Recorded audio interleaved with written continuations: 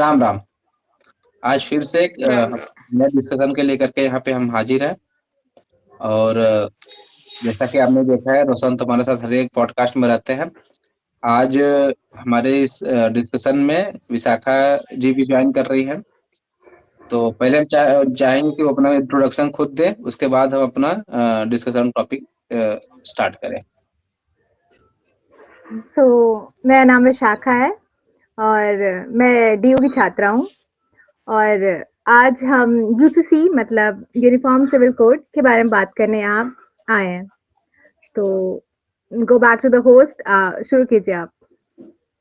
ठीक है, बहुत बहुत स्वागत है फिर से आपका। रोशन जी, अब आपसे हम शुरू करेंगे। जैसा कि इन्होंने बताया कि यूनिफॉर्म सिविल कोड के बारे में हम बात करने जाएंगे, जिसको हिंदी में समान नागरिक संहिता भी बोलते हैं। तो आज हम उस पर चर्चा करेंगे। पहले आप बताइए कि यूसीसी है क्या, इसका क्या उद्देश्य है, और उसके बाद फिर हम उसको डिस्कशन आगे बढ़ाएं। सभी दर्शकों को अभिनंदन। और विशाखा हमारे साथ पहली बार जुड़ी हैं, आपका स्वागत है। तो थैंक यू। जैसा कि गौरव जी ने बताया, हम लोग आज समान नागरिक संहिता पे डिस्कस करने के लिए आए हैं।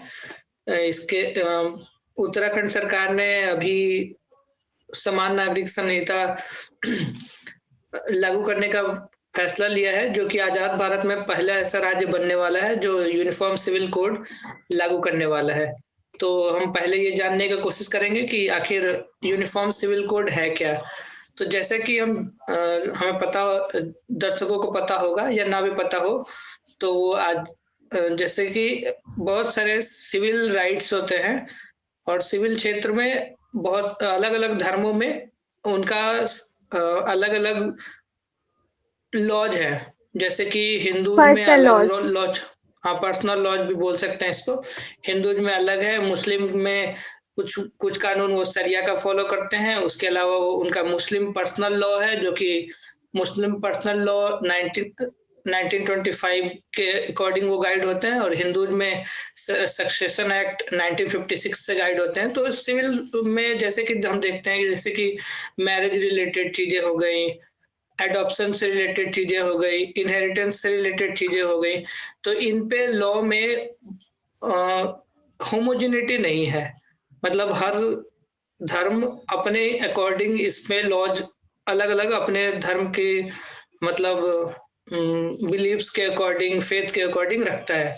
तो यूनिफॉर्म सिविल कोड एक इन सभी को एक साथ एक मतलब बराबर, हर नागरिक के लिए बराबर हो, इस कानून के तहत हम ऐसा करना चाहते हैं। बहुत अच्छा रोशन जी, आपने इसका अच्छे से डिस्क्राइब किया। तो जैसा आपने कहा कि यूसीसी का मेजर 4 चीजें हैं: marriage, divorce, adoption and inheritance. मतलब विवाह, तलाक और कैसे गोद लेना, उसके साथ साथ में जो वारिस होता है, वसीयत किसके पास जाएगी उस पर। विशाखा जी, आपसे हम जानना चाहेंगे कि जैसा इन्होंने कहा कि उत्तराखंड में यूसीसी ने पहली बार लागू किया गया, तो उसके क्या क्या मुख्य बिंदु हैं, उसको थोड़ा संक्षिप्त में बताइए। सबसे पहला कि एज पे जो मैरिज का एज था, जो कि लड़कियों के लिए 18 है और लड़कों के लिए 21। तो ये वाला एक्ट तो हमारे मतलब सबके लिए था, हिंदुइज्म के लिए। लेकिन मैरिज के लिए पर्सनल लॉ जो मुस्लिम के अंडर है, उनका प्यूबर्टी से रिलेटेड है। लाइक जब गर्ल्स का प्यूबर्टी आ जाता है अबाउट 13 to 14 एज, तो उस टाइम की शादी मतलब करवा जाती है, जो कि अगेंस्ट है पॉस्को एक्ट के भी। लेकिन फिर भी वो प्रेवलेंट है, वो चलते आ रहा है। तो एक थोड़ा कॉन्ट्रडिक्शन ये तो आ रहा है, मतलब कि मुस्लिम का सबसे पहला चीज। Second, polygamy.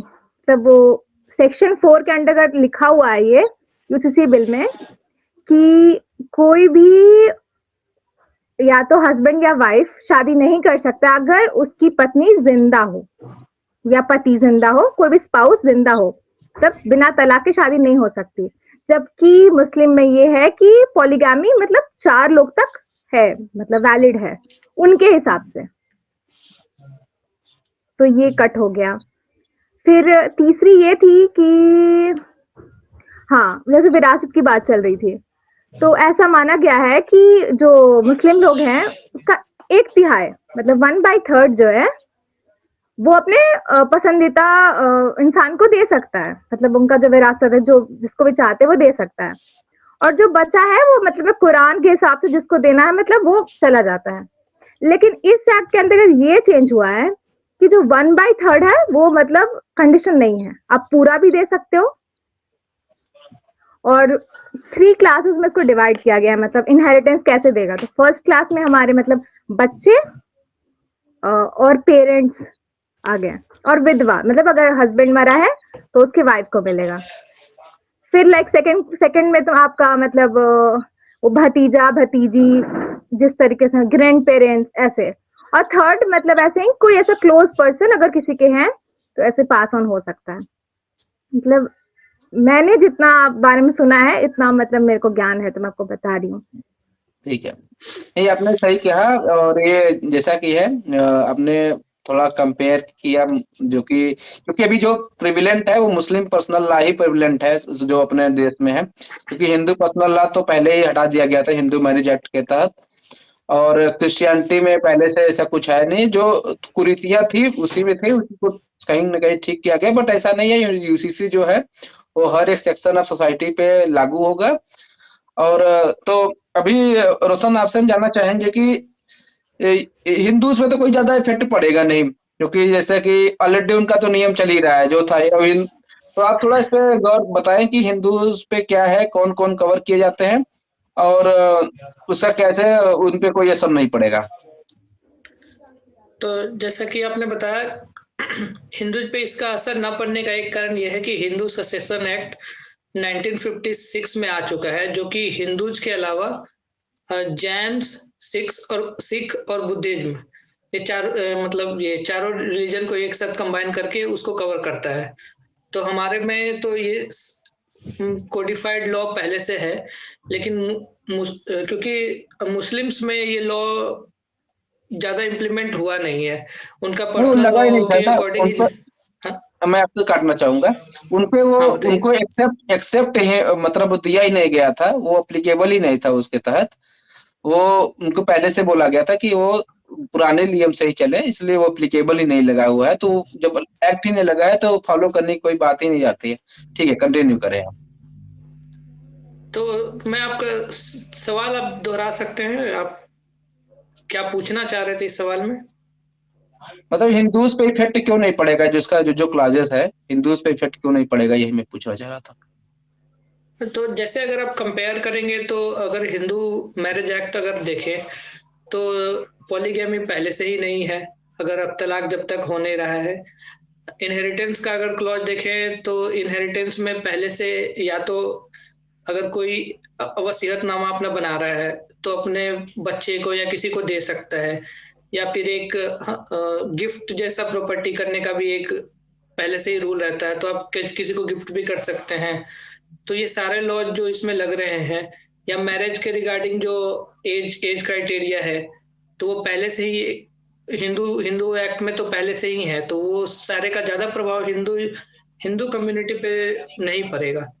मुस्लिम लोग क्योंकि शरिया से ज्यादा गवर्न हुआ है, और अगर हम पुराने समय से भी देखें तो जब कॉन्स्टिट्यूएंट असेंबली में इस पे बहस चली थी कि यूनिफॉर्म सिविल कोड पूरे भारत में लागू किया जाए या नहीं, तो एक मेजर ऑपोजिशन इसका मुस्लिम की तरफ से हुआ था।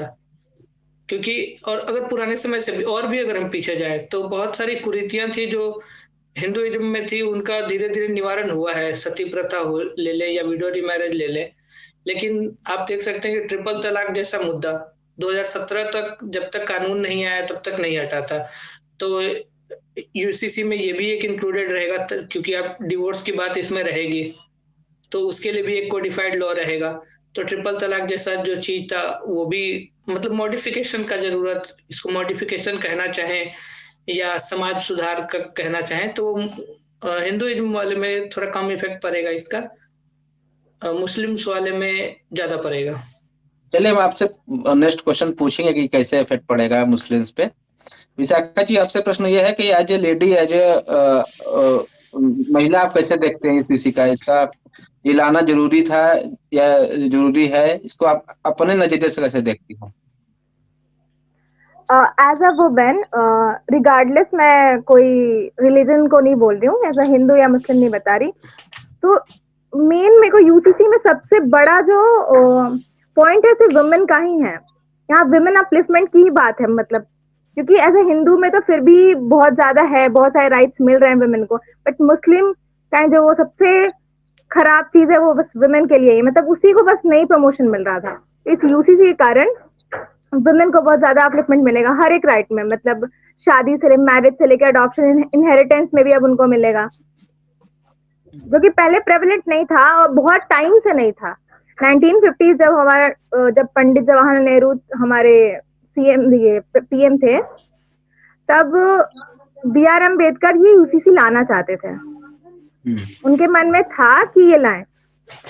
और फिर ये शाया बानो केस दिया के बारे में आप जानते होंगे कि उस टाइम भी ये बहुत ही ज्यादा बहुचर्चित था, और सुप्रीम कोर्ट के फैसले के बाद भी फिर राजीव गांधी वापस एक लॉ बना देते हैं कि नहीं, ऐसे नहीं होगा। मतलब जब उनको देना था, मतलब मैरिज खत्म, मतलब डिवोर्स करने के बाद जो पैसे देने पड़ते हैं, एलिमोनी, हाँ, एलिमनी जो देना होता है, वो वुमेन को नहीं प्रोवाइड कर रहे थे वो मुस्लिम में, मतलब ऐसे लॉ ही ला दिए थे। तो हमेशा लाइक वुमेन को बहुत ज्यादा ही प्रेशर सबसे नीचे स्तर पर लेके गए हुए, मतलब तो यूसीसी यही सबसे ज्यादा मतलब इम्पोर्टेंट थीम तुम समझते हो कि इक्वल स्टेटस तो मिल रहा है सबको, लेकिन मेनली वुमेन का सबसे ज्यादा रोल है इसमें, मतलब। सही है, बढ़िया है। विभिन्न अपलिफ्टमेंट बहुत ज्यादा इम्पावरमेंट के बाद जो मौजूदा सरकार करती है, फिर जो सो कॉल्ड जो वेस्टर्न मीडिया जो बार बार कहती है कि क्या है, उसका एक सटीक उदाहरण सरकार दिखा रही है कि ऐसे ही हो सकता है। इस पे मुस्लिम समुदाय का तो हो गया। रोशन, क्या आप इसमें मैं अभी और ऐड आपसे पूछूंगा मुस्लिम समुदाय को लेकर के, क्रिश्चियनिटी या और किसी धर्म पे कोई इस पे इफेक्ट पड़ेगा? क्योंकि उनका भी पर्सनल ला ही है, उनका भी तो है नहीं कोई ऐसा।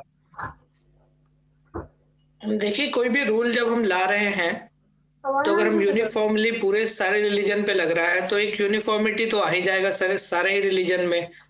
तो जहां जैसे जो भी पर्सनल लॉ, अगर जैसे हमें कोई लॉ लाने का जरूरत क्यों पड़ा, अगर पर्सनल लॉ में कुछ खामियां हैं उन्हीं को दूर करने के लिए हम ऐसा लॉ ला रहे हैं जो सभी को कवर करे।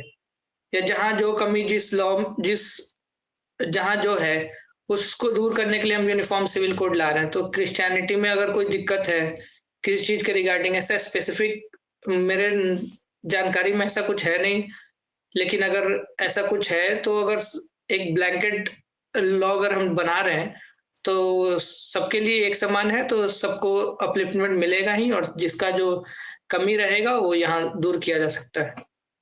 मैं इसमें ऐड करना चाहूंगा जो क्रिश्चियनिटी में है, जिसको मुझे जानकारी मिला है कि क्रिश्चियनिटी में जो डाइवोर्स के बाद, बाकी तो उन पे अच्छा राइट्स दिया गया है, पर डाइवोर्स के बाद जो एक कूलिंग पीरियड होता है, जिसमें विचार विमर्श होता है कि हो सकता है कि जो बदल जाए, विचार बदल जाए, वो 2 साल का है। जो जनरली 6 महीने का होता है, तो 2 साल का है नियम, तो शायद उसको उसको वो इफेक्ट पड़ेगा, उसको भी लाया जाएगा। ठीक है। विशाखा जी, आपसे जानना चाहेंगे कुछ। सब मैंने बहुत डिबेट देखा और वो लोग आर्टिकल 25 का हवाला दे रहे हैं कि फ्रीडम ऑफ रिलीजन है, तो क्या कहीं फ्रीडम ऑफ रिलीजन के नाम पे वो यूसीसी को स्पेसिफाई करने की कोशिश कर रहे हैं? देखिए, फ्रीडम ऑफ रिलीजन अलग बात है और यूसीसी दो चीज है। यूसीसी आप ये कह सकते हैं कि वो कहेंगे कि फ्रीडम में, रिलीजन में इंटरफेरेंस कर सकते हैं। मतलब एक बात ये है, अगर डीमेरिट कहा जाए यूसीसी का, तो वो कहेंगे कि मेरा जो पब्लिक, मतलब मेरा जो पर्सनल फ्रीडम है, मतलब रिलीजन चूज करने का या फिर फॉलो करने का, उसमें शायद इंटरफेयर कर रहा है यूसीसी। बट ये दो चीजें आर्टिकल 25 और यूसीसी को मिला रहे, ये बिल्कुल अलग चीज है, आप कोई रिलेट नहीं कर सकते ये चीज को, और ये गलत सेंस में लेके जा रहा है। जैसे कि अब जैसे बताया गया है कि India is a state of secular, मतलब सेकुलरिज्म प्रमोट करता है। तो एक स्तर पर सबको इक्वल आना पड़ेगा, So UCC is that thing which makes the level of all the religion standards to one level. तो मेरे हिसाब से यूसीसी ऐसा कुछ नहीं है कि वो आपके अब जो पर्सनल स्पेस है, फ्रीडम है रिलीजन को एक्सेप्ट करने का, उसको अफेक्ट कर रहा है। यहाँ ये बस इसका काम ये है कि एक स्तर पर आके वो सबको एक नजर से देख रहा है, सबके राइट्स को इक्वल राइट्स ग्रांट कर रहा है। इसका मेन सिग्निफिकेंट थीम यही है। हाँ रोशन। और जैसे विशाखा ने बताया, जैसे अगर आप यूसीसी क्या है कि आप ऐसा लॉ ला रहे हैं जो हर धर्म के लिए बराबर है, तो इसमें आपका धर्म कैसे खतरे में पड़ सकता है? आप तो एक ऐसा लॉ बना रहे हैं जो करंट टाइम के हिसाब से समाज में ऐसा लॉ होना चाहिए जिसमें सबको एक जैसा सिविल राइट्स रहे। तो इससे अगर आपका धर्म खतरे में पड़ रहा है तो उस धर्म में मॉडिफिकेशन का जरूरत है। सीधी बात यही है। अगर उससे आपका धर्म खतरे में पड़ रहा है तो फिर आप प्रेजेंट टाइम के हिसाब से आपका धर्म नहीं चल रहा है, पुराने समय के हिसाब से आप धर्म नहीं चला सकते हैं। अगर समय बदल रहा है तो आपको चेंजेस लाने पड़ेंगे। तो अगर आप खुद से नहीं लाएंगे तो लॉ के अकॉर्डिंग लाना पड़ेगा, जो कि सरकार कर रही है। तो लेकिन वही है कि कंसेंसस से ही चीजें होनी चाहिए। ठीक है, आप सही कंसेंसस की सही बात कर रहे हैं। आपसे प्रश्न ये पूछना चाहेंगे कि ये except SC ST sorry ST जो लॉ है शेड्यूल्ड ट्राइब उसको उसमें कवर नहीं किया गया है, इसके पीछे क्या कारण है? देखिए, इसके पीछे एक कारण हम ये देख सकते हैं कि ट्राइबल कम्युनिटी जो है वो थोड़ा समाज से हमेशा से कटा रहा है। तो एकाएक हम उनके ऊपर ये सारे लॉज नहीं थोप पाएंगे। थोपना गलत वर्ड है, लेकिन हम एकाएक ब्लैंकेट लॉ बना के हम उनको कवर करना चाहेंगे। तो उनका जो एक कल्चर और जो प्रोटेक्शन के लिए हम अलग से हम आर्टिकल 29 और 30 में जो हमने पहले से ही बना के रखा है कि ताकि ट्राइबल्स का राइट्स या एजुकेशनल राइट्स हो या रिलीजियस राइट्स हो उनको सुरक्षित रखा जाए। तो ट्राइबल्स को थोड़ा हमको इस मतलब इससे बाहर रखना पड़ेगा, क्योंकि वो इस लेवल पे है नहीं, मॉडर्न टाइम्स के अकॉर्डिंग है नहीं। तो उनको अगर उनका भी हम वो उनको इसमें इंक्लूड करेंगे तो उनका जो एक कल्चर है जो हम प्रोटेक्ट करना चाह रहे हैं वो फिर खतरे में आ जाएगा। तो ट्राइबल्स को अभी के लिए तो हमें बाहर ही रखना पड़ेगा। हाँ बताइए, हम कंक्लूडिंग रिमार्क्स ले लेते हैं पहले एंड में। विशाखा जी पहले आप बताइए अपना विचार रखिए इस पे कि यूसीसी को लेकर के आप इससे कुछ कंक्लूडिंग रिमार्क्स दीजिए।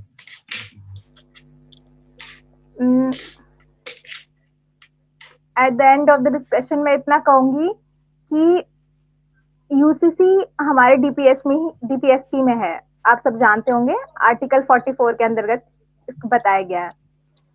इसका मकसद ही डीपीएससी में इसीलिए था कि एक टाइम आएगा हमारे इंडिया में जब हम इतने केपेबल रहेंगे कि सबको इक्वल ग्रांट कर पाएंगे, मतलब अपॉर्चुनिटीज इन एवरी एस्पेक्ट। तो मेरे को लगता है कि अब ये टाइम आ गया है कि ये लॉ सब पे एप्लीकेबल हो और एक लॉ की तरह रूप में आए। मैं इतना ही बोलूंगी। हाँ रोशन जी आप बताइए, कंक्लूडिंग रिमार्क्स दीजिए इस पर। हाँ गौरव जी, तो जैसा कि विशाखा ने बताया है कि ये एक अब हम राज्य के नीति निर्देशक तत्व में रखने का कारण था कि एक समय बाद हम ये लगा पाए। और अब भारत ये अगर महसूस करता है कि हम सक्षम हैं तो इसको लागू करना चाहिए। लेकिन मेरे हिसाब से बस इसमें, क्योंकि ये नेशनल यूनिटी का भी एक नेशनल यूनिटी के लिए भी एक अच्छा कदम रहेगा। पूरे नेशनल को हम एक सिविल लॉ में रहेगा तो यूनिटी और इंटीग्रिटी दोनों ही हमारा बेहतर होगा। और एक इसमें ये रहे बेहतर ये होगा कि स्टेट्स अगर इसको इम्प्लीमेंट करें तो ज्यादा बेहतर है, क्योंकि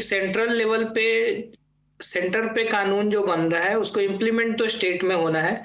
तो स्टेट लेवल पे ये हो, क्योंकि स्टेट्स को अपने स्टेट्स का ज्यादा समझ होता है कि उस स्टेट के अकॉर्डिंग, क्योंकि यूसीसी में ऐसा डिफाइंड नहीं है कि लॉ होना कैसा चाहिए। उसमें ये डिफाइंड है कि किस किस टॉपिक पे यूसीसी में लॉ बनेगा, जो सिविल मुद्दे हैं, जो 4 आपने टॉपिक डिसाइड किया। लेकिन हर स्टेट में अपने अकॉर्डिंग उसमें चेंजेस करे जा सकते हैं।